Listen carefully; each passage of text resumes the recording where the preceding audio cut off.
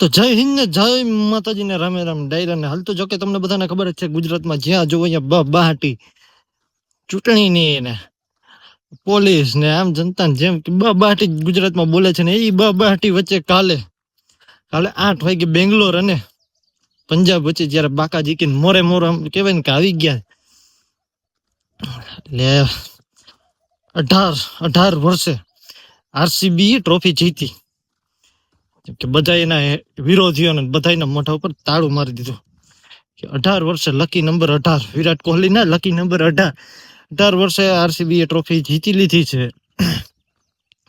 Match ચાલુ થયો ત્યારે 190 રન બન્યા ત્યારે એમ લાગતું હતું કે મેચ આજે ખેલે ગઈ, પણ આરસીબી ના બોલર્સ એમાં કુનાલ પાંડ્યા, ભુવનેશ્વર કુમાર, હેઝલવુડ બધા બોલરોએ સારી બોલિંગ કરીને આરસીબી ટીમને 18 વર્ષે ટ્રોફી જીતાડી.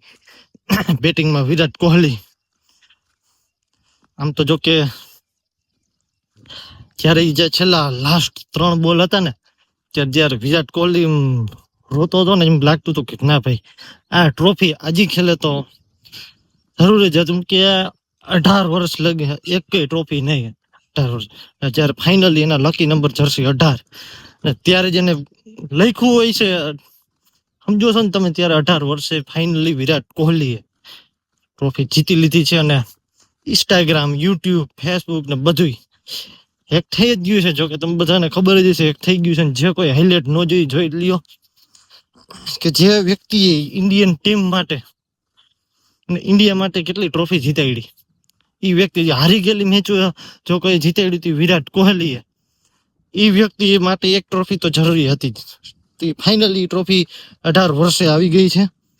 એ જે ઓલો 3 દાડા જેમ હતું ને, જે વિરાટ કોહલી જે રીતે રોતો હતો ને, ઇમોશનલ મુમેન્ટ હતી બહુ જ.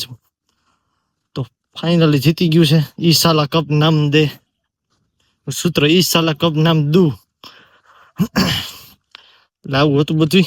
જેના હેટર હતા ને બહુ કહેવાય ને સીએસ ઓલા આરસીબી ફેન્સે જે રીતે સહન કર્યું, જેમ કે વિરોધીઓ ટ્રોલર્સ ને જે રીતે આરસીબી ફેનને ટ્રોલ કરતા, ટીમને ટ્રોલ કરતા, એ બધાના મોઢે હવે તાળું લાગી ગયું છે.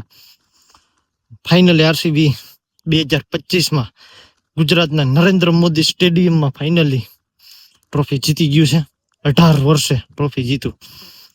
ને પંજાબનું સપનું તો અધૂરું રહી ગયું. ખબર જ હતી બે ટીમ એકય ટીમ જીતી નહોતી એકે ટ્રોફી. એક ટીમનું સપનું તો તૂટવાનું હતું. શરૂઆતમાં તો મેચ ચાલુ થયો ને શરૂઆત સારી હતી ટીમની, પણ પછી જયારે વિકેટો પડવા માંડી, પંજાબને બોલર્સે સારું કર્યું, હર્ષદીપની બોલિંગ સારી હતી, છેલ્લે 3 વિકેટ લીધી ને 190 રન થયા. ત્યારે એમ લાગ્યું હતું કે મેચ હાથમાંથી ગયો, પણ પાવર પ્લેમાં તો ઓલા બે ઓપનિંગ બેટ્સમેન સારું રમતા હતા પંજાબમાં.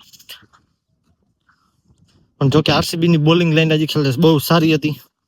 બહુ બધા ખેલાડીઓ બહુ મોટી હસ્તી, કે ક્રિસ ગેલ, એબી ડિવિલિયર્સ, આ બધાએ બહુ જ ભોગ દીધો હતો આરસીબી ટીમ માટે. અને ફાઇનલી 18 વર્ષે જીતી ગઈ છે આરસીબી. તો બસ એટલું જ તે. તો જય હિન્દ, જય માતાજી ને રામે રામ ડાયરા ને મળી પાછા એક ફરી નવા વિડીયોમાં. 1 મહિનો લગી ફેસબુક, યુટ્યુબ, ઇન્સ્ટાગ્રામ ના બધું સોશિયલ મીડિયા જે પ્લેટફોર્મ રહ્યા ને બધા હેક રહેવાના છે. અને કાલે હું એક ઇન્સ્ટાગ્રામમાં એક રીલ જોતો હતો ને એમાં એક રીલ એવી હતી કે આપણે જમાવટ ન્યૂઝ છે ને કંઈક ઓલો બધા અમદાવાદ સ્ટેડિયમમાં જે બાઇટ લેતા હતા ત્યારે એક આરસીબી ફેને તો એવું કીધું હતું, જો આરસીબી જીતશે ને તો જમાવટની જે ટીમ રહી ને દેવાંશી જોશી વાળી ટીમ, એ આખી ટીમને લગભગ ગોવા ટ્રીપમાં છે લઈ જાય.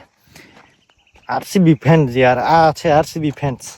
તો જે આરસીબી ફેન્સ હોય ને કોમેન્ટ કરી દેજો કે 18 વર્ષે આ એક ટ્રોફી જીતા છે. અને એ 18 નંબર વિરાટ કોહલીના લકી નંબર, જર્સી નંબર એમ કહેવાય. ફાઇનલી ઈસાલા કપ નામ દુ.